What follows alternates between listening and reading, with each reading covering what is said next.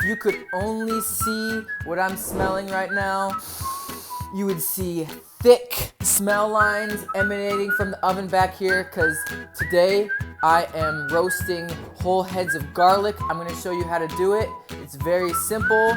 The first thing you're going to do is preheat your oven to 400 degrees.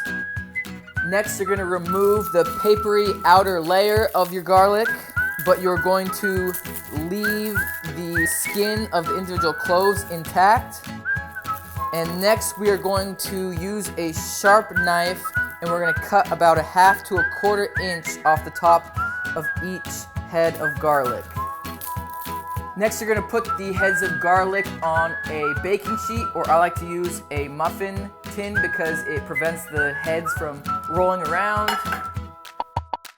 Next, we're going to drizzle olive oil over each head. I'm using the Primal Kitchen olive oil, and then I'm just going to drizzle a couple teaspoons, or about a tablespoon over each one.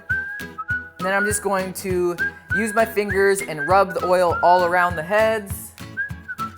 Next, I'm going to wrap each head in tin foil. Once my garlic heads are wrapped, I'm going to bake them in the oven for about 35 to 45 minutes. Take them out of the oven, let them cool down, and it's as simple as that. You can eat the cloves as is, straight out of the head, or you can use them for a recipe, whatever you want to do.